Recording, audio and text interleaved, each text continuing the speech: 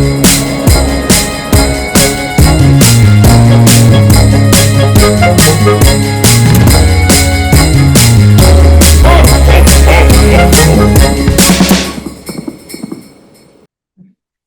everybody. Merry Christmas and welcome to the Hallmarkies podcast. And we are super excited today because we are here to talk about the third weekend of Hallmark Countdown to Christmas movies. I know, it's wild. It's already been 3 weekends. And we are talking about Christmas on Duty and a Newport Christmas. And I'm film critic Rachel Wagner, and Alysa Lucas is here. Alysa, yeah. Hi. How is it? How is it the third week? I really had to adjust that, Halloween was Friday when listening to these. Yes. Yeah, it's weird how used to it I am, I guess, that it doesn't even seem that weird. But then I have to remember that, like, lay people, common people, that it is weird. I mean, I can always watch a Lifetime story about whatever, but like, But I love spooky season. So I'm like, wait a minute. I don't know if I'm just in like a super good mood or what the situation is, but I have liked every single movie that they've had so far, including 2 for next week that I've already seen that we won't talk about. But so I'm just like the queen of positivity right now. Yeah, I was like, okay, what are we watching? And then when I saw like the first one I watched, oh my gosh, where were they? The time difference one. You mean Newport. So you watched watched Newport first? Yeah, and then I got really confused because there was all these commercials for Newport in the on duty one, and I was like, wait, didn't I just watch this movie? It had like an extended sneak peek, and I was like, okay. Well, we'll talk more about it, but I kind of feel like you're the perfect person for both these movies because I feel like this Newport Christmas is a movie that they have tried multiple times and failed spectacularly. And now they finally nailed it. Like, this does not feel that different than that fabled holiday that we covered together. Remember a couple of years ago? That was so terrible. I don't remember the characters from the movies we just watched. but I imagine. Remember, it was the bonkers, the one about the girl who ends up in the town from the storybook. And and I'm kind of hard to please when it comes to like time different, where people are moving time. And I was like, because when it started, I was like, Rachel. But this one, I feel like have me watching had a lot of those same elements. It's like a quirky protagonist. She even has the same color of hair.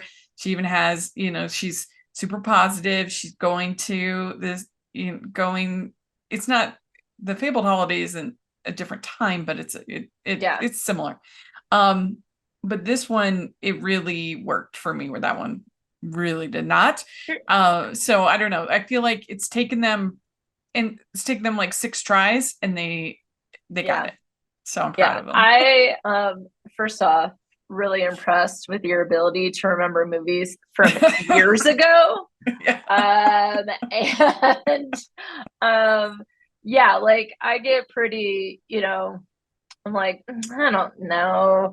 And at first I was confused. I was like, okay, we're back in time in like 1905. And then I was like, wait, why is that guy dressed? I was confused at the beginning, and then I was like, okay, I'm on to it.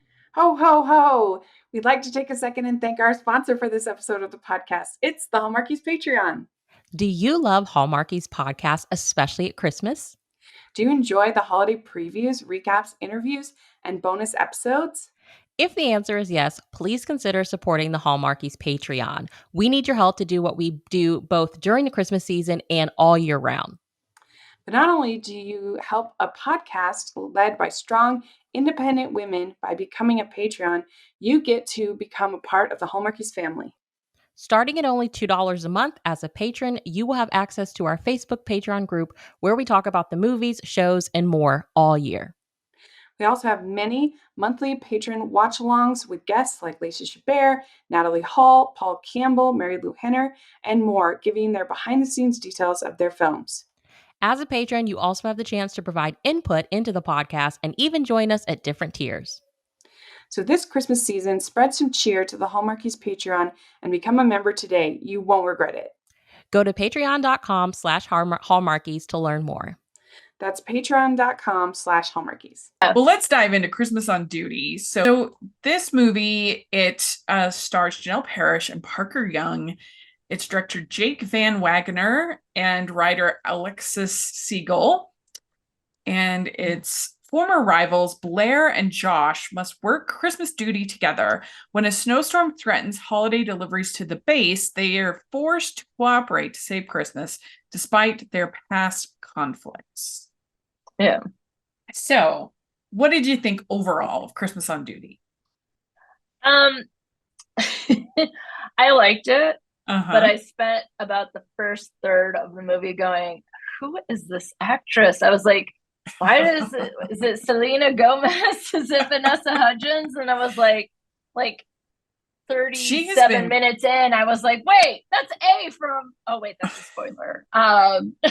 From Vampire Diaries, right? Isn't she on No, there or Pretty something? Little Liars. Oh, Pretty Little Liars.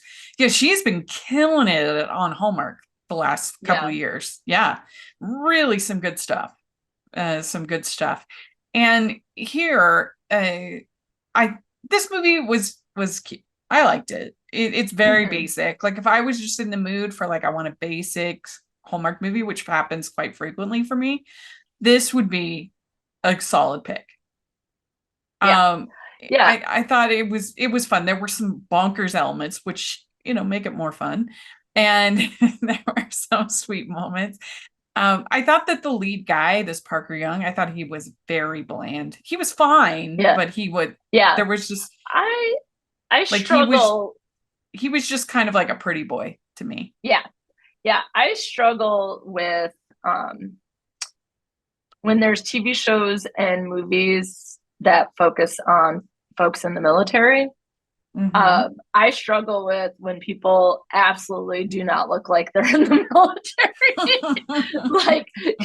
like there's something about folks in the military, like you can tell, like they have like a spirit about them, and so I was missing that part of it. For him or for her? For both of them. Or for both. I mean, okay, for both. Yeah. But it's, like I was like. Yeah. But it starts out with them having this rivalry, and he thinks that she's taking his spots, but really it's just they just happen to want the same job. Yep. And then he says Birch will always pick ambition over friendship. I think we need to learn that friendship would be more important than the ambition. But she is right. Like just wanting the same job, that's not like being disloyal. That's saying like we just happen to want the same job.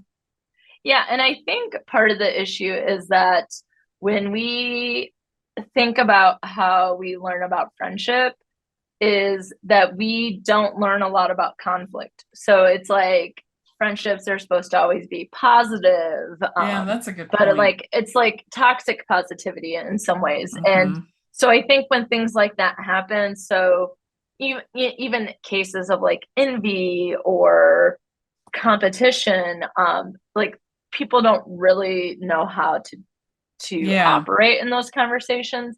And I would say that's especially the case for friendships among women, because I think that as boys grow up, they have more opportunity to experience conflict via sports. And although I think that's increasing for girls, it's just one of those things like let's just avoid it or ignore it or whatever. But it's a natural part of life, and we just don't know how to manage it. Also, it like depends on the career, like certain careers, there's going to be so many opportunities that like if the person takes your specific job, it's a little like, well, that's a little weird, that you picked the one job out of like 500 legal positions. Why did you pick this one that I was hoping for? That would be a little, whereas I could be completely wrong. I know nothing about the military, very little, but it seems like there would be less promotional opportunities. Like you know what I mean? Like it seems like it would be more likely for somebody in the Marines to want the same job than like say two legal graduates. And this might be the blind leading the blind, because like like my grandpa was in World War II, right? But like my brothers weren't in the military, my dad wasn't in the military. I've never dated anyone in the military, and I'm not in the military myself.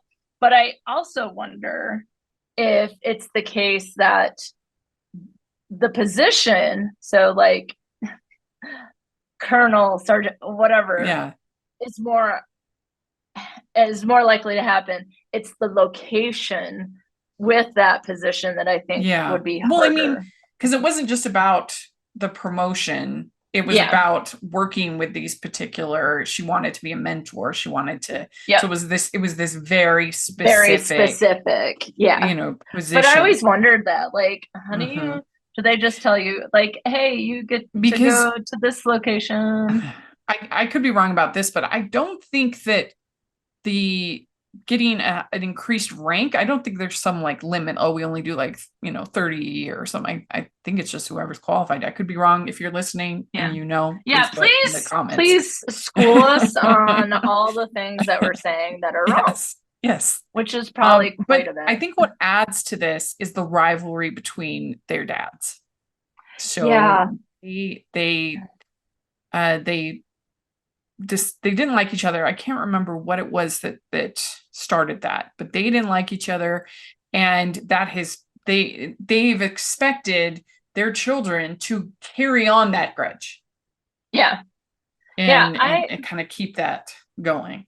It's like, is it McCoy and Hatfield? Yeah, like, Hatfield and McCoy.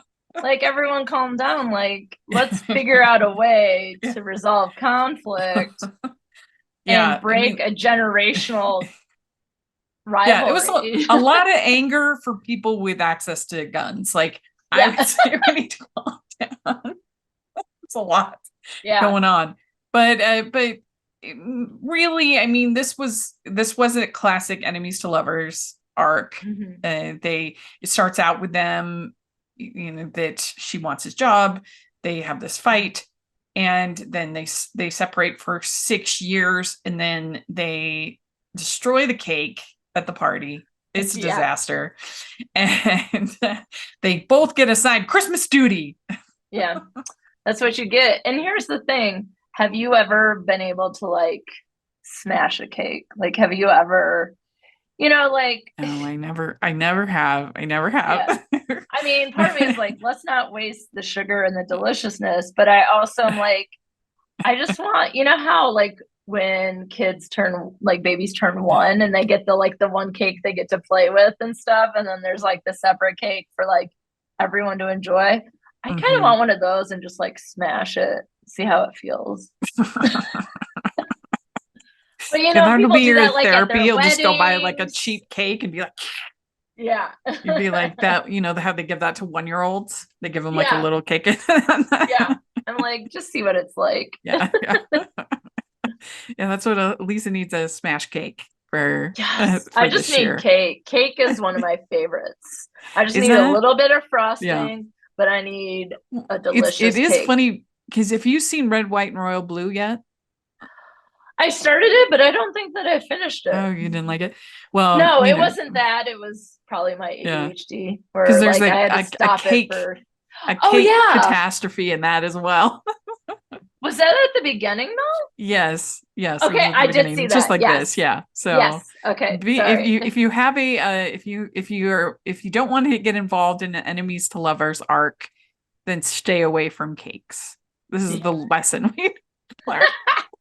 And one of the things about like enemies to lovers is that I often find they have more chemistry as enemies, and then it kind of titters away once they get together. So that's sometimes like, I'm like, yeah, I mean, can we hold on to it? It is a very hard dynamic to pull off the enemies to lovers, because a lot of times they make both characters so dislikable and so hateful that you don't care. You're like, why would I want either of these people to fall in love or be happy or certainly not be together? And what people forget, and I've said this 1,000 times on this podcast, so bear with me, listeners, but the thing about, because obviously Elizabeth and Darcy, Pride and Prejudice is the ultimate, is the king of enemies to lovers. But what people forget that she did so brilliantly in that is that she made sure that everybody else in their lives loves both those characters. Mm-hmm. Everybody who knows Darcy, except for Elizabeth, loves him. Bingley loves him. His sister loves him. People who work with him love him. The same is true for Elizabeth. Everybody loves her. She's like the beloved of her father. She's, Jane's favorite, all of that. So that helps make it work because you are naturally rooting for both of these people. Yeah. Yeah. And so you know that if they could just figure out their nonsense, that they would be great. That's why it works. The only other way to make it work is to go like the Taming of the Shrew route, which obviously there's aspects of that are outdated. But the way that the Taming of the Shrew works is that it's very over the top. Mm-hmm. So it's funny.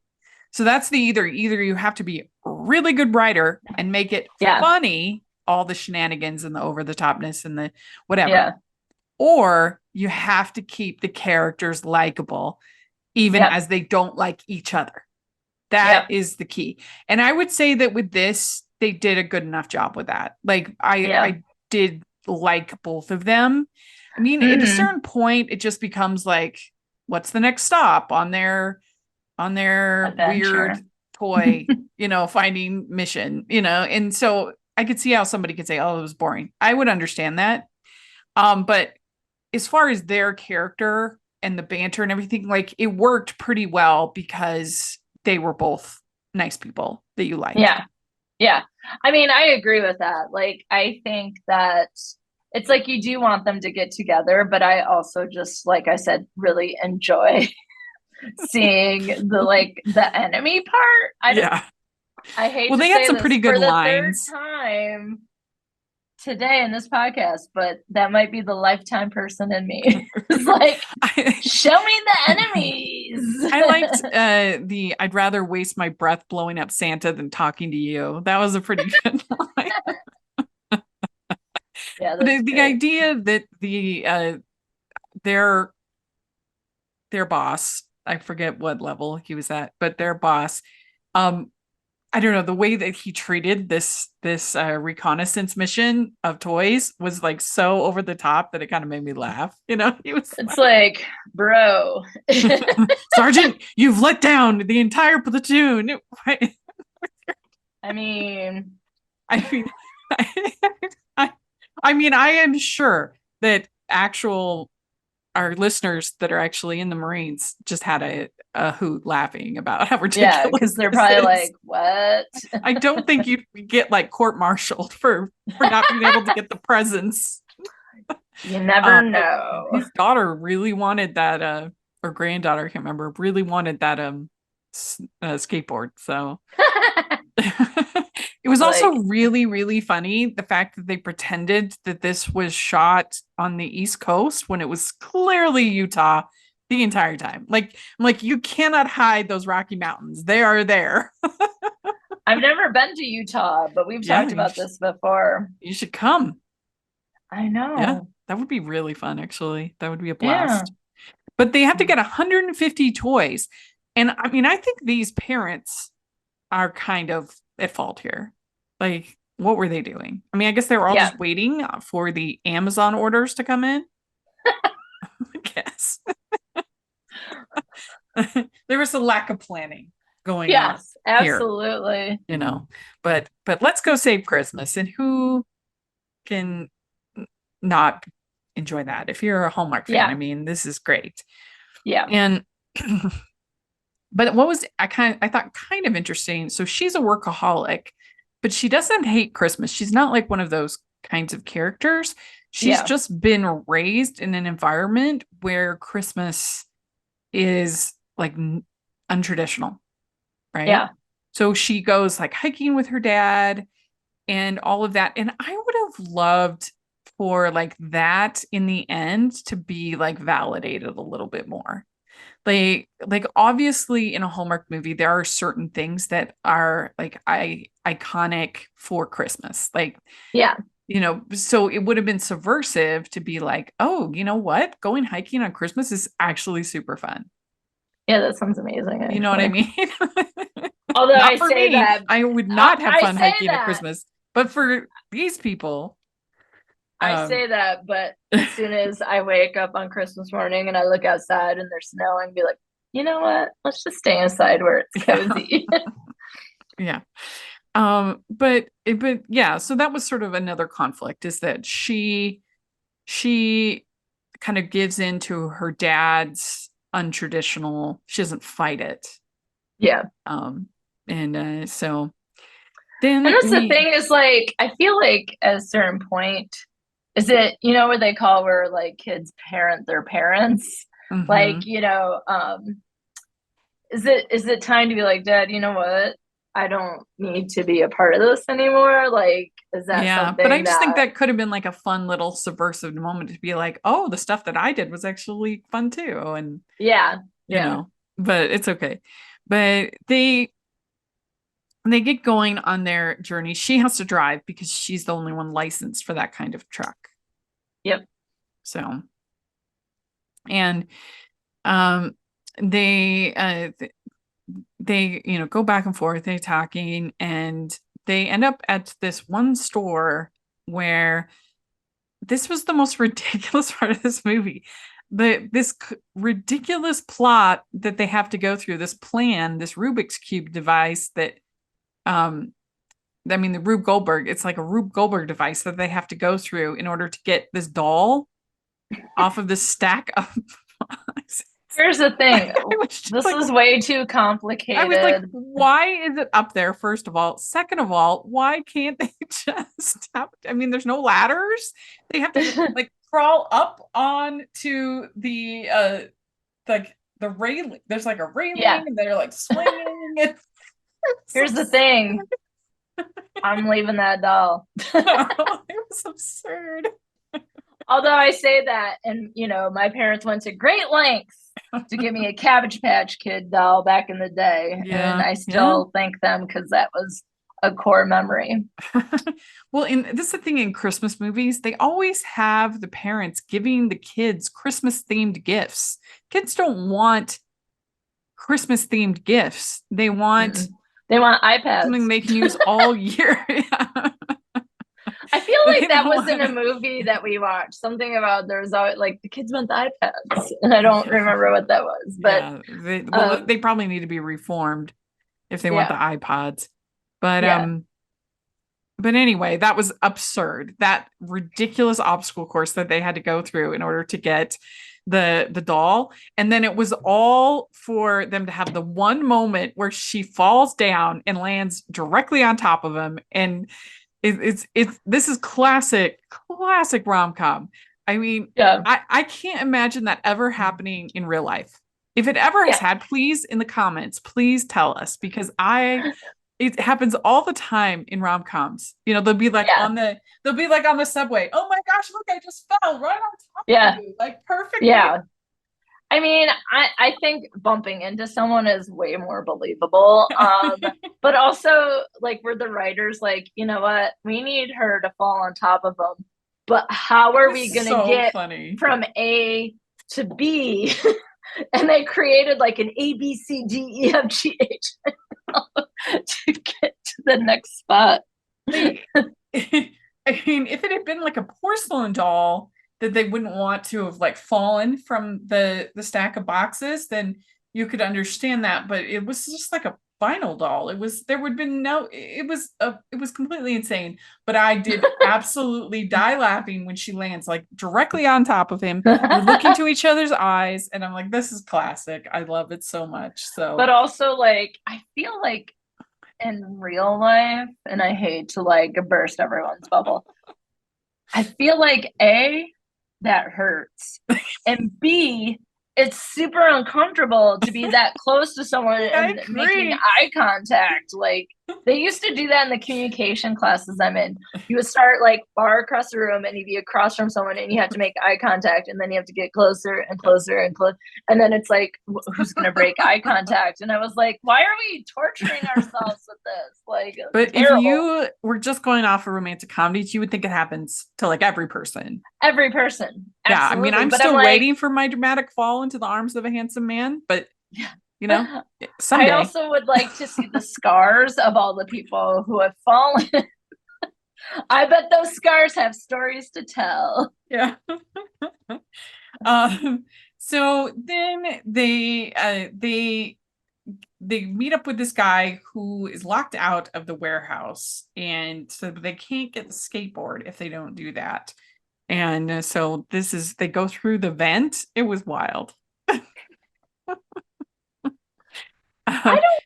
I felt like this writer was just like, I don't know what to do with these characters. I've got these characters I like. I've got these settings I like. What can we do to fill up 84 minutes? That writer was like, Die Hard has a great scene. And so then we have her finally explaining to him that she wanted to be a mentor, that she wasn't trying to take his job. And then they start to make up, and it turns out they both had tough breakups. And this was where he really starts to win you over. He says, you are smart, determined, courageous, exasperating, beautiful. And if Mike couldn't see that, he's blind. Aww. See, this is where he starts to flip as a character. Yeah. And, she says, I've never dated Marines because I'm too competitive. Mm-hmm. Yeah. I do think that, we sometimes say that what is the extended forecast for our couple at the end of a Hallmark movie. Some of my favorite ones, I'm like, I don't know how well this would go. In this one, I don't know how well these two would really. I don't know if they could leg it out for a long marriage. Can I jump to the end scene? Yeah. When he says, we can have matching sweaters a year from now. And I was like, buddy, y'all just kissed for the first time. Like, let's see how the next couple weeks go before we start committing ourselves. Like, I always talk about in my relationships classes that if you're asking someone to do something in the future, you are communicating that you want to be in a long-term relationship. But on the other hand, they had known each other for a long time. So I do kind of buy the fact that if they did get engaged, I don't think they would be engaged long. I think they would just get married real quick because they already know each other. What else is there to figure out? How to be together? The point of a long engagement is to get to know each other better. But they already know each other. They've known each other for a long time. Here's the thing. We might know people for years and years and years. I've known my best friend for 25 plus years. I didn't really know her until we lived together. Yeah, that's fair. And vice versa. You talking to first year students right now about their roommates. Like the way people act. Yeah, that's true. In spaces, like people do crazy stuff, or just like you're like, wait, you don't ever change your sheets? Like there's just these small things that can give people the ick if you don't know about it before you get married. Yeah, but none of those things should be like deal breakers, like, I mean, I don't want to sleep in dirty sheets. All those things can be worked out. That was just an example. But usually at the top of the list of qualities people want in a partner, hygiene is surprisingly in the top 3. Oh, wow. Well, so he says that, what do you want, Blair? What do you want? And she says, I want a true partner. So that was a nice moment. Yeah. And then they dance. That was pretty swoony, the dances. Yeah. They go to, there's like a parade, and I thought we weren't partners. Wasn't sure you wanted to be. And it turns out, so one of her non-traditional Christmas traditions, she leaves pizza for Santa. Yum. Which after all those cookies, I bet he would appreciate that. Yeah. What toppings do you think Santa would want on his That's pizza? a good point. Maybe he'd like the hot honey. You know what I mean? Hot honey. People have like Yum. pepperoni and hot honey. Yeah. Mm. That sounds delicious. That's now what I would like. I just ate dinner and now I'm sad that I didn't have pizza. You know what is the secret best thing on pizza? So Ranch? I had it at a friend's house, and you would never guess it, but like maple flavored breakfast sausage. I know, wild, but it's so good because it's got like that little bit of sweetness with like the saltiness, and it's really good. You should try it. I It's don't really know good. if I would pick maple flavored breakfast sausage on its own. Yeah, But it must be like a sweet salty it's a thing. sweet salty thing. Yeah, it's Okay, really good. okay. Yeah. Yeah. I'm much more salty than sweet. We'd like to take a second to thank our sponsor for this episode of the podcast. It's author Kate Hendrickson and her new book, Christmas Switch. She plans Christmas down to the minute. He wings it every year. But this holiday season, Type A wife Allie and her laid-back husband Tommy are switching roles and learning that sometimes the best gifts are the ones you don't plan for. Christmas Switch is a witty, heartwarming holiday rom-com novel perfect for fans of Hallmark movies, hot cocoa, and happily ever afters. When Allie and Tommy swap holiday duties, she's in charge of the outdoor lights and he's taking over Christmas dinner. Everything that can go wrong does. But in the middle of the chaos, they rediscover laughter, love, and what really matters most during the holidays. It's funny, festive, and full of heart, the perfect cozy read for anyone who loves Christmas stories that make you smile. Christmas Switch is available now on Amazon, Barnes & Noble, and Books A Million, free with Kindle Unlimited or at kate-hendrickson.com. Settle in by the tree and unwrap the love, laughter of Christmas Switch this holiday season. That's kate-hendrickson.com.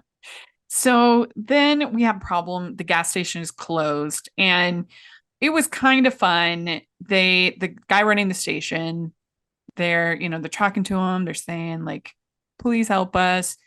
And that actor is Ezra Moreland, so they have this new reality show on Hallmark called Finding Mr. Christmas. And last year, Ezra won Finding Mr. Christmas. He was the winner. It's like a legit reality show. Yeah. So they're doing season 2 right now. Here's the thing. Is the writer from this movie also a writer on that reality show? Well, I don't know if you need there's not writers on reality, but I wouldn't be surprised if producers. I wouldn't be surprised if the producers.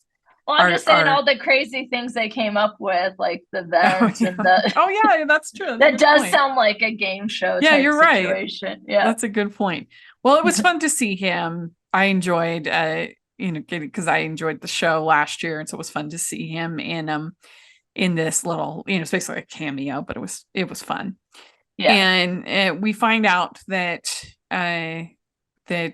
so they go to the American Legion. He's Santa, she's the elf. That was cute. I was like, okay, I'll wait until we get to the part, and then I'll say what I want to say. So this little kid like pushes Santa into this cookie table. It was intense. I was like, this kid's crazy. And they were acting like, oh, this is a charming little kid. I'm like, what is this kid doing to Santa? I mean, somebody's got beef. I guess so. I was like, geez, kid. I'd be like, you better be nice to Santa or you're not going to get what you want, kid. So then it's Christmas Day. And the army truck, it stalls. And so he's like, well, I'm going to try to fix it. And she's kind of tough on him about it. And he calls his sister, and his sister helps him. I mean, I feel like they were kind of tough on him because what is he supposed to do? Like, he was lucky. I guess he happened to have the duct tape and other things to fix it. But I mean, did he sabotage the truck? Why are they so hard on him? He fixes it, and he's like, we did it. Yeah. But here's the thing. What did I miss? Why he called his sister? She's like a mechanic, or she's good Okay, at that stuff. I totally missed that because I was like, yeah. not that I'm not saying that she couldn't fix it. I just was like, wait, how did we get here? And I must have just. He's like, you're right about me and Blair, but we make a good team. But I think I ruined it, and I'm not sure why he ruined it. But maybe I by accusing her of taking his job or something. And so, but then their boss is upset, and he's like, I can't believe you let all of the children down. The car, you didn't sabotage the truck, and it was still late. But she takes responsibility. She says it was her fault. Is it really either of their faults? Like, it's just a mechanical problem. I don't know. And then she says there are more important things than a job. But he finally has this conversation with his dad about the impossible standards that his dad has. He passed it all down to me. And so then he goes and tells the boss that it was not her fault, that it was his fault. Yeah. So they're both super good people. Again, keeping them likable. That's what you want to do. Yep. Then we have him giving out all the presents. And I give you an order, private or whatever. I give you an order. You must deliver the rest of the presents in costume. That's an order. And then he says to her, yesterday was special. We connected. Oh, that was pretty cute. Yeah. And so then they ask for the train from, and then both of the dads are there, and they throw snowballs at both of them. They're like, you all are being ridiculous. This is nonsense. They have a snowball fight. And the dads apologize and make up. Yeah. I just have to say, like, the most over the top snowball fight I've seen, like the way the dads were, I was like, yeah, are you seriously under attack? Like, everybody calm down. Yeah, I wonder when this was made, because I mean, there hasn't been snow in Utah in a long time, so it must have been early in the year where they brought in a lot of snow. I'm not sure. Yeah. But and he says, I don't want easy. I want a partnership. Yeah. And she says, it's hard to say no to Santa. Mission complete. And that's where we can almost kiss. And then Janelle Parrish sings Silent Night. And then we finally get a kiss at the end. But yeah, I mean, again, this does not reinvent the wheel. This is a very basic Hallmark movie, but sometimes that's what I like. I like basic Hallmark movies.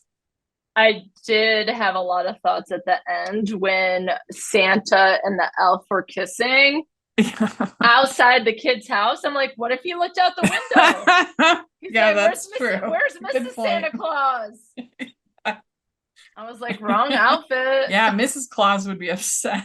That's a good point. I was like, crashing this relationship out in the open. Unbelievable. That could be the new, instead of I saw mommy kissing Santa Claus, it could be I saw the elf kissing Santa Claus, the new Christmas hit. Somebody write that out there listening, please. I have no ability. But I would give this one 3 crowns. Yeah, I'm probably the same. Yeah. It's like I said, not amazing, but I thought it was cute. I enjoyed it. We'd like to take a second and thank our sponsor for this episode of the podcast. It's the Hallmarkies merch store. Are you looking for that perfect gift for the postable, hardy, or Hallmarky in your life? What about getting that t-shirt or hoodie that will help you stand out at your next holiday party? Now is the time to check out the Hallmarkies merch store. Full of festive designs by artists like Jessica Miller, Carrie from Hallmark Comics, and more. You can even have more than just shirts, but totes, cell phone cases, notebooks, mugs, and more. And it isn't just Hallmark. We have designs for Anna Green Gables, Man from Snowy River, The Nanny, and more. Every purchase at the merch store goes to help support the podcast and allows us to make the great content you know and love. There are frequent sales, so go to tpublic.com/stores/Hallmarkies or see the link in the description. That's tpublic.com/stores/Hallmarkies. Okay, then we have A Newport Christmas, and this is directed by Dustin Reichert, writer Schwab Boatkin, we've had on the pod a number of times. She's great. And it stars Wes Brown and Ginaclear Mason. The charitable Ella heads out on a boat in 1905 and ends up in 2025. Nick has to figure out how to get her back in time and decide if their newfound love can stand the test of it. So overall, what do you think of this one? I saw Back to the Future in the theater yesterday. Oh, fun. For the 40th anniversary. So when I watched it, I kept singing Back in Time. But I like this. I like this better than the Duty one. I thought it was cute. And I did think, like, as we talked about at the beginning, that the time stuff seemed to work. Where it's like, sometimes I'm like, I don't know. Yeah, well, that's what I was saying, that Hallmark has tried to make this basic movie a bunch of times, and some of them I've enjoyed, but this one is, I think, the one they nailed it. It has all of the elements, that it was so charming, and I think that a big key about it is the casting of Ginaclear Mason. Like, she was great. She was great. Yeah. And I thought for a while, I was like looking at her, and she kind of looks like the actress that was in Pitch Perfect and True Blood, the blonde. Yeah.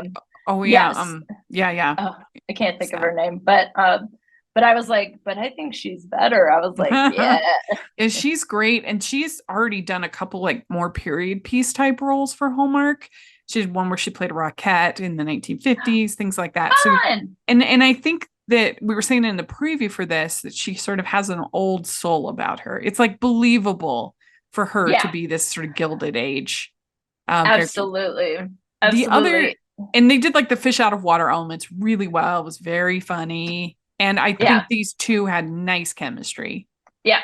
It was good. And I also loved the secondary romance with Christine and her boss, and every time she called her your lady boss in it, like, that was so cute and funny. That was cute. I just didn't like that guy as much, but I can oversee it. I can overlook it, but like, I thought he was just a little cheesy. I was like, I guess, but I really I love it when they take the time to have a secondary romance, and I thought they were so cute together. And I loved her. I thought she was great. And so let's dive in. Let's talk about it. So she wants to start this charity. She's doing the good deeds, but her father wants for her to be in this arranged marriage. So he wants to announce it. And she says, no, I want to use my wedding coffers to start a charity. And her father's like, are you crazy? You're a mad woman. And would you do an arranged marriage set up by my parents? Yeah. Probably at this point. I'm 45, almost 45. Like, what have I got to lose? Because I do think my parents would like do a pretty good job. I think I'd have you know what I mean? Like, as opposed to this, where it doesn't seem like he'd really take into a lot of account of like what she, what she wants. That's not. So, like, that's my parents, I think would pick somebody pretty nice and agreeable. So, hey, mom and dad, if you're listening, go for it. I feel like, when people tell you I have to do something and then you're immediately like, I don't want to do that thing. I think that would be my reaction. Yeah, I mean, definitely when I was younger, for sure. But I think it like at this point in my life, like, I'm not going to have kids. Like, that ship has sailed. So like what's the real like risk at this point? You know what I mean? Yeah. Like, it's not. I don't know.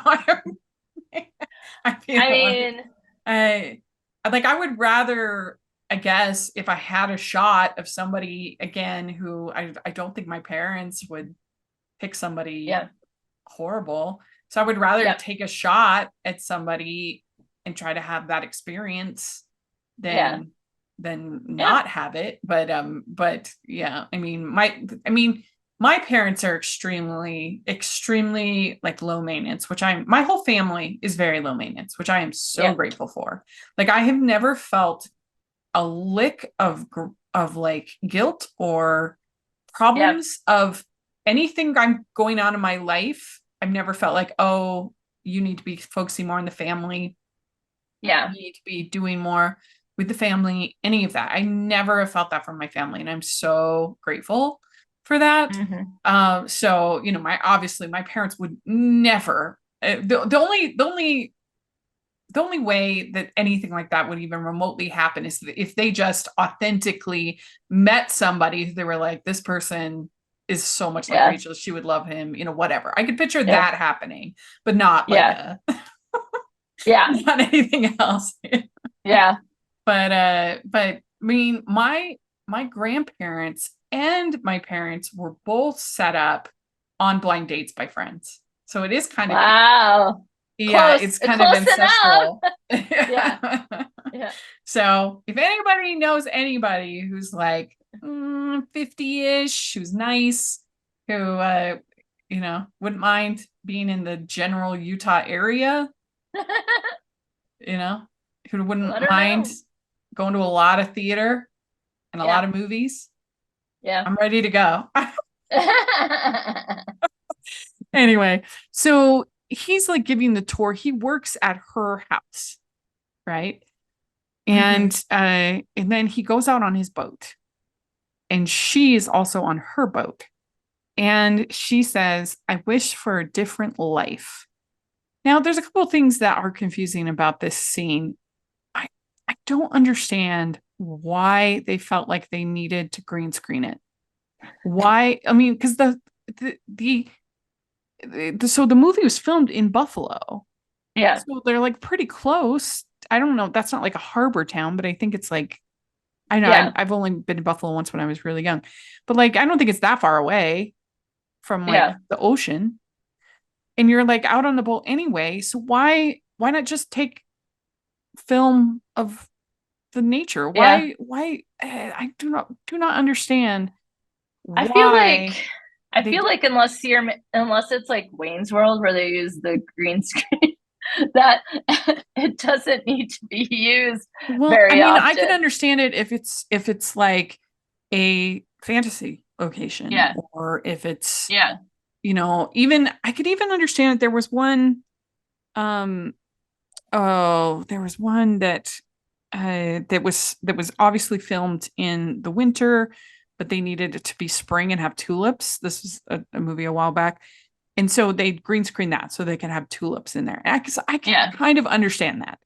But like for this, there was no specific weather that was required, right? So why not just have it be her out on the boat with nature? Like, why green screen it? It made it look so bad. I mean, I didn't care because I was enjoying it so much, but I've heard that that's like the biggest complaint I'm hearing is like people really thought it looked terrible, which it did. Yeah. And here's the thing, like, you know, it just seems like an unnecessary complication. Yeah.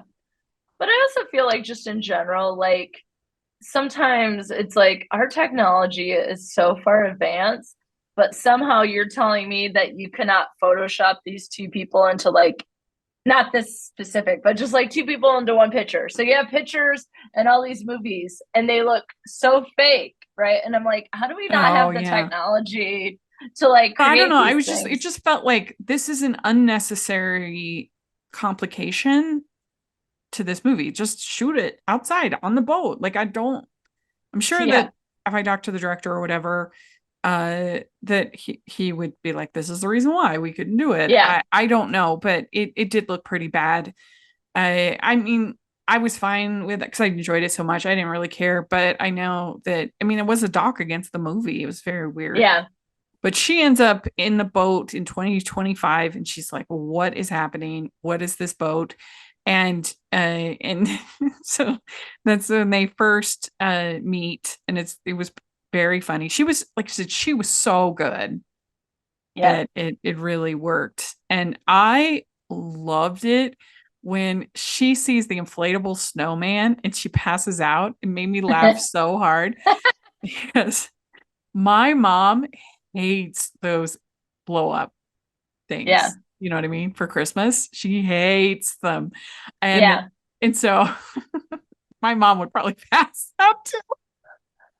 Here's the thing. This is what I don't understand. There's a particular house in the area that I live in that freaking loves inflatable decorations. Like every holiday they have them out, and they have Like my not mom's just like nightmare. just not like one, two, or three. It's like 10. But like I feel like I always drive by when they're deflated and I'm like, do they go out every day and reflate them because they don't hold the air? And I'm like, that seems like That's you're just dedication. adding so many chores to your life that like there's already so many things to do. We have to like cook and clean and do laundry and get gas and whatever. And you're telling me that every morning you go out and reflate your tent. But my mom is like super chill. She's an artist, so she's just like very calming. But then one thing, she hates inflatables, and she hated the water tower in our town in Maryland. She hated the water tower. I was like, that is so random. It's so funny. But he gives her a tour of the town, and then and that's when she's shocked by the inflatable snowman. And I mean, certainly from 1905 to 2025, it would be pretty shocking. Yeah. Everything would be very shocking. Yeah. Women wearing pants. I think if I went from when I was a child and time traveled to today, I would be like freaked out then. Like, we have phones. Yeah, that's a good point. Yeah, you're right. That's like, true. It makes me think about like, you know, folks who have been like wrongly convicted and have spent, you know, decades in prison for a crime they did not commit.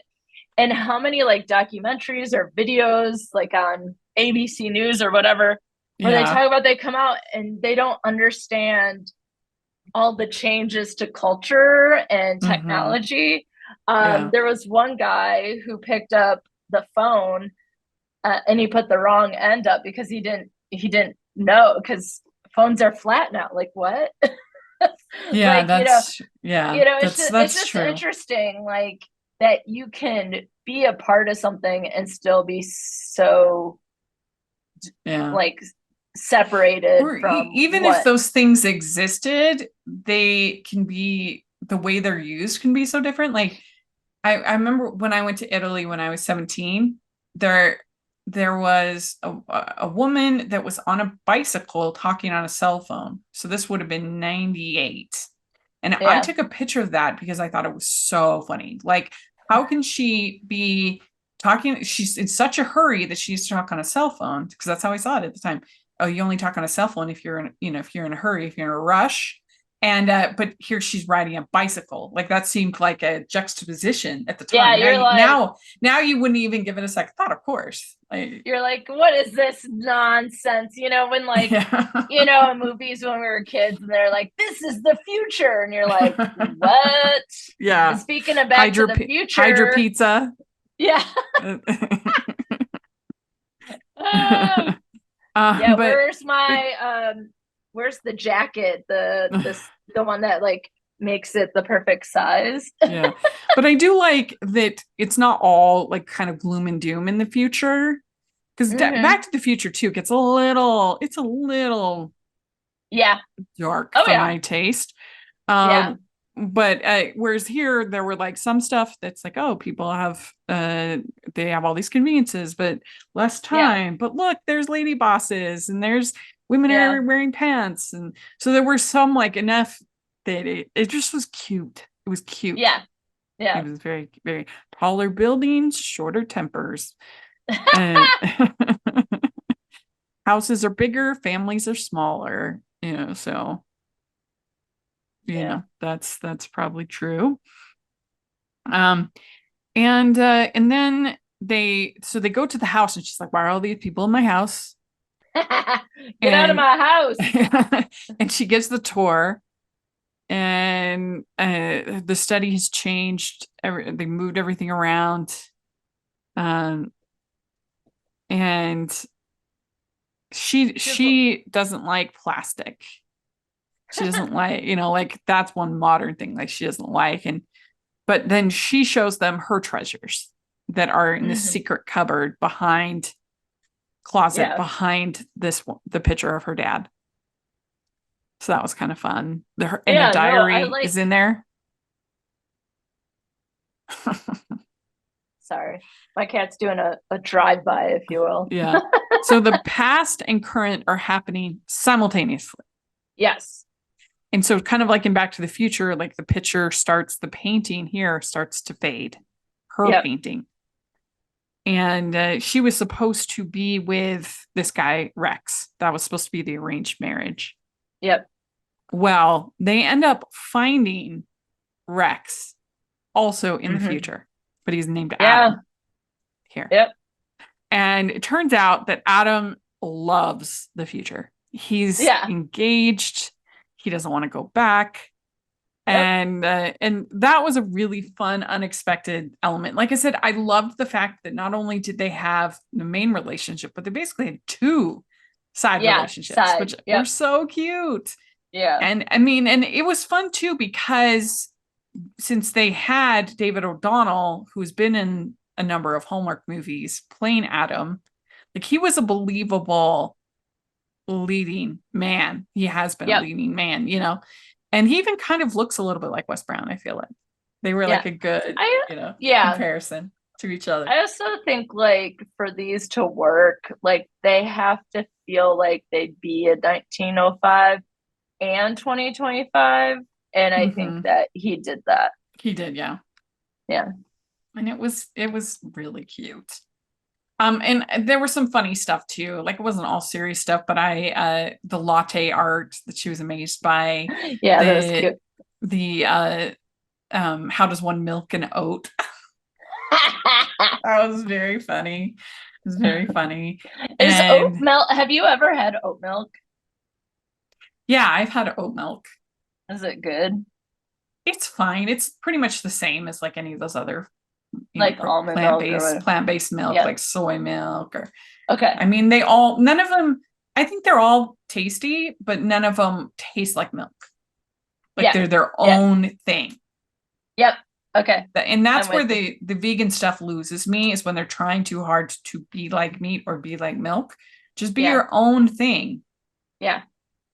And I don't know. I don't like the fake meat. It's just not for me. Listeners who like it, that's awesome. I don't like it. I would rather just eat vegetables. Like if I was doing vegan, I would rather just eat vegetables than eat fake meat. Yeah. If I was doing, I could never be vegan. But if I was, I wouldn't want to do fake meat. I think I couldn't be vegan because of what happens with the cheese. Like cheese to me, the dairy would be hard to lose. Yeah. The dairy would be hard to lose. It really would. But folks out there who are vegan, more power to you. I literally have two siblings. Impressed. I have two siblings who are vegan, so yeah, way to go. But it's not for me. But anyway, it was cute. It was fun. And he's like, I'm an observer of what's going on here. He can't believe it, as you would. And I just loved, like I said, anytime that she would say, "Oh, you're a girl boss," like to Christina, that was so fun. And I really liked how like throughout the movie it was like, I want to look up to you. I want to be able to do things. Like there just felt like there was a really nice girls sort of situation. Yeah, it was really cute. And then like the whole time, so there's this banter. I think his name was Francis, the assistant. There was like a little bit of a banter between the two of them. And I thought it was so cute. And but there's also like a question of like how much should she not know, because there's like she finds out about the Great Depression, and her response to the computer is really fun. It contains all the knowledge of mankind, but people use it to post photos of their pets and arguing with strangers. I like to post pictures of my cats and dog. Yeah. Yeah, Especially around Halloween. I feel like that's one of the perks of pet ownership. Yeah. You know? Yeah. This guy sitting next to me is a real cutie, that's for sure. Yeah. So he says that no place ever felt like home. And there's like and then they go on the boat parade. I love not knowing where the day will take me.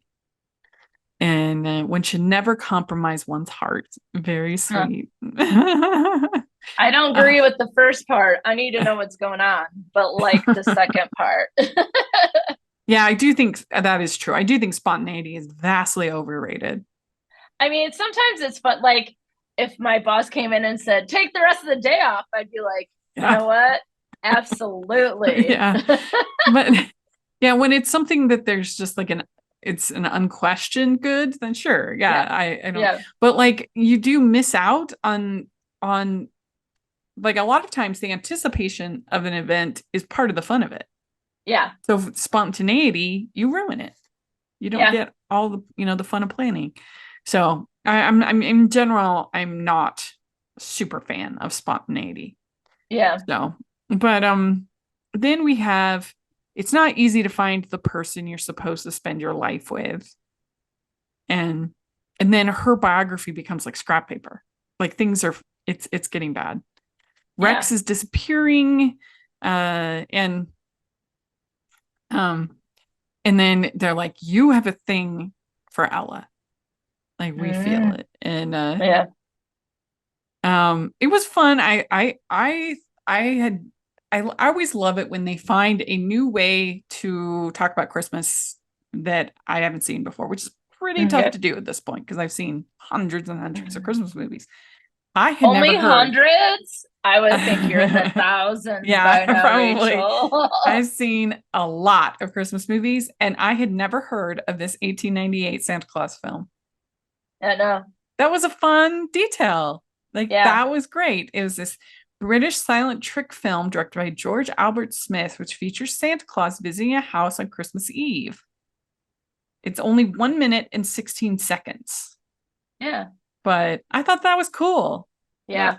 I love all like movie stuff when it's like what exists that you don't know or how they did something or Mm-hmm. So, and I laughed when she jumps at the mouse, the computer mouse. That was really funny. I forgot about that. That was really good. So basically, Adam/Rex had wished on the comet. He's been stuck in 2025. Yep. But he found his true love. So he's like, everything happened for a reason. And and he's like, she's like, all of the history books cannot be wrong. So what happened? How did she get back there? What's going on? And so they're like, just let it play out. History books make it clear I marry Rex.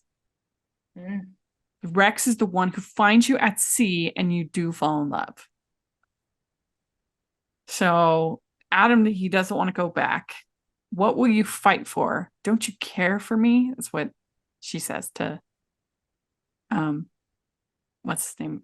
Nick. That's what she says to Nick. She says, don't ask me. I never remember anyone's name. She says to Nick, what will you fight for? Don't you care for me? And he says, of course I am in love with you, but it's impossible. And then we get a really good kiss. Yeah. Yeah. Look at the smile on your face. You're like, that was it was really so good. fun. I loved it. And so then we have we have Adam saying, I'm not going back. And she had said that she said, say Merry Christmas or whatever to Nordstrom Rack as if it was a as a name. And then she ends up getting her dress from Nordstrom Rack for the ball, for the thing. And this was my main critique of this movie because I loved it. I hated both of the dresses. I mean, the blue dress the blue dress was slightly better than the black dress, but I hated it. Like, why is she wearing a blue dress? Why does it have all these weird layers and this like tulle at the bottom? And I mean, She's Yeah, so I looked beautiful, at of it and I course. was like, I no, hated bad it. choice. It was Yeah. awful. And it wasn't Christmassy at all. Like, I know you can do blue at Christmas, but But that, not I that. needed to be like blue silver Yeah, I was going to say, bells not sort of that color blue. situation. Not Yeah. that color blue.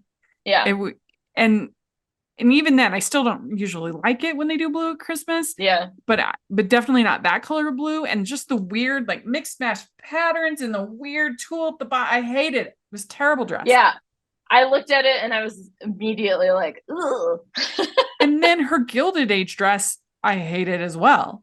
I Yeah. mean, of course it's Gilded Age, but like, why was it black? Yeah. Black, no. It wasn't very Christmassy. It wasn't Yeah. even that flattering. Of course, she's beautiful, but no, I really disliked that dress. I feel like, Badly maybe done. maybe they were thinking, hey, we always do like red or green or, something like that. But it's like, sometimes the tried and true things are tried and true for a reason. Yeah. So then we have Christine and Francis, and they're like, do you know that they used to talk through fans? They would signal through fans, and they're like, yeah. Putting it up to your nose means that you want to be kissed. Yep. It was so cute. I loved it. I liked it so much. I messaged this actor, Evan Alexander Smith, and I was like, I want to have you on the podcast, and I'm interviewing him on Friday. So, yeah, because I thought he was so charming, and I loved the two of them together, and it just adds like another layer when you have multiple couples that you're rooting for in the story. It makes it more fun. Yeah, and it's definitely like I feel like it's got more of a spirit of like everyone has something good that's happening versus like just focusing on one couple. Well, I agree. And they didn't need to make the lady boss a shrew to make her difficult. And, which usually they do, like the ice queen of business or whatever. Like, she was so cute and she gets her own little romance and I loved her. Yeah, she was great. Mm-hmm. What was her name? Christine. No, like the actress. Oh, Talia Robinson. She was great. I loved her. Yeah, I liked her a lot. Yeah, she was great. I hope she's in more. I know. And so then, but that was, I thought, just so cute. Them and the fans. Yeah. I loved it. And so then they go, and she wishes on the comment. She ends up, and she says, "Why did they make you so great when you can't be the one?" Whatever. Yeah. And then so she wishes, and then she goes back, and she's in the terrible dress, and she sees her dad, and he's like, I can't be with Rex. I have to do my charities. This is going to be great.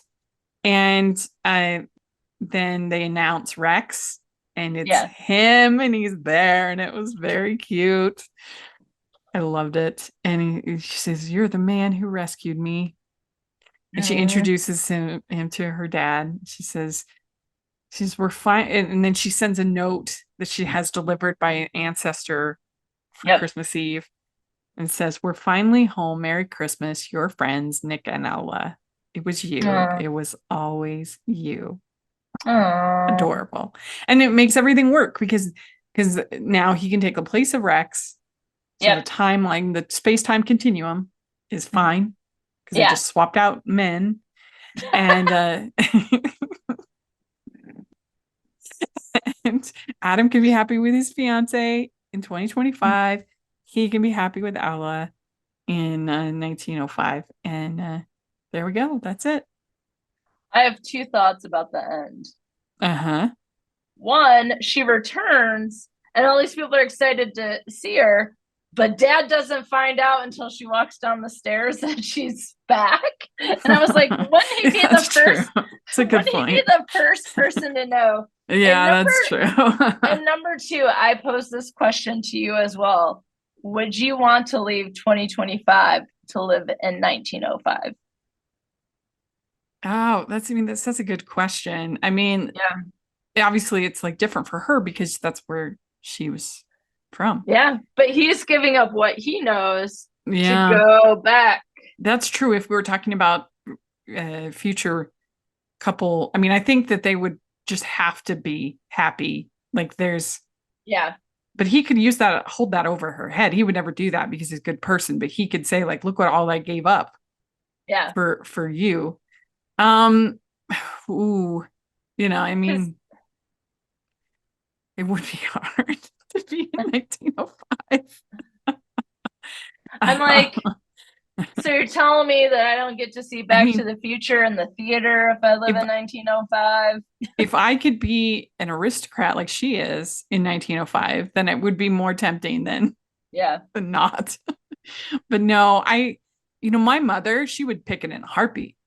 Yeah. She would definitely pick it. But I just Googled like the history, like what's happening. And it's in like 1905.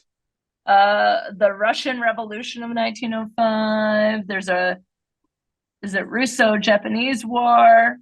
But Einstein's theory of special relativity, he publishes 4 groundbreaking papers. So if you're really into that stuff, 1905 would be the best. This was when Roosevelt was president. Wright brothers' third airplane made a sustained flight of 39 minutes. Oh my God, you can't even fly anywhere. That gets you from Detroit to Chicago, maybe. But you got to wonder, does she know enough now to like stop the Great Depression? Well, I mean, he does. Yeah. So could he help the Great Depression not happen? Yeah. The city of Las Vegas was founded in 1905. I mean, would he feel conflicted of like, okay, I've got to go and kill Hitler? Baby Hitler. I mean, I hope so. Talk about sequel. It could be an entire series. He knows he could just go around and kill baby Hitler, baby Stalin, baby Mao, like become a serial killer. It becomes like an action a dark turn. Movie. It's like an assassin movie. It works for both the ladies and the guys. All of a sudden, this has turned into like an episode of Doctor Who. I mean, it's getting crazy. But I really thought it worked well because their chemistry was so cute, and I thought that the secondary relationships were so good, and it was very fun. I really enjoyed it. Yeah, I did too. I think sometimes kind of like how the folks didn't look like they were in the military in the first one, like the green screen can take me out of it for a bit. And then I was really disappointed in the dresses, as you mentioned. I was like, that blue one. Well, it's just weird. I wish that if somebody involved in this can explain to us why the green screen was needed. I would love to know, because it feels like, why can't they just be out on they're filming it in a place close to the ocean. Why don't they just do it in the ocean? I don't understand, but it did look bad. It was a knock against it, but the script was good. The story was good. The relationships were good. The actors were good. Yeah. So, I mean, I'd give this like a 4.5. I really enjoyed it. Yeah, I'd probably give it a 4, leaning towards 4.5. But it was far superior to the first one, in my opinion, though, too. Yeah. No, I mean, I'd agree. Yeah. Well, let us know what you think of both of these movies. We'd love to hear your thoughts in the comment section or on social media. And it was such a delight to have you back and to catch up. I know, it feels weird. I feel rusty when it comes to watching Hallmark and recording podcasts. Well, I hope you have a very, very Merry Christmas and you have a happier November and December than your October. Absolutely. Thank you. Yes. And thanks for having me. It was good to see you and talk to you, and to take a break and be able to watch these movies. Do you have any social media you're upkeeping at this point, or did you take a break from all of it? I've took a break from all of it. So maybe in the future I can share like my Substack link that you could post or something. But right now, keep us posted. Yeah, right now we're keep chill. us posted. We're Very chill. Good. Well, you can find me at Rachel's Reviews, all over social media, iTunes, YouTube, and on Rotten Tomatoes. So check that out. Also, make sure that you're following the podcast at Hallmarkies Pod and Hallmarkies Podcast all over social media. And if you are listening on iTunes, please leave your ratings and reviews. That's the biggest way you can help any podcast that you like, because it just helps the algorithm to the more ratings and reviews, the more people will find us when they search for Christmas podcasts or Hallmark podcasts or whatever. So please do that. And if you are watching on YouTube, please give the video a thumbs up, subscribe to the channel. We'd appreciate that so much. We also have our Patreon group, which is the biggest way you can support everything that we're doing, and have some pretty fun bonus watch-alongs / Q&As in the works that we're talking about with some cool people. And all that's included with any level of the Patreon. So you get to be part of these awesome experiences with talent. Plus you get to have bonus episodes. I really try to make it worth your while to join the Patreon. And then we have the merch store where we have tons of holiday inspired designs and everything for the hearty, Hallmarky, postable in your life, including this shirt that I'm wearing right now. Nice. So does that come in green? Yes, any color. Yeah, I mean, there's a bunch of colors. Yeah. That you can have it in. So check out the store. We sure appreciate it.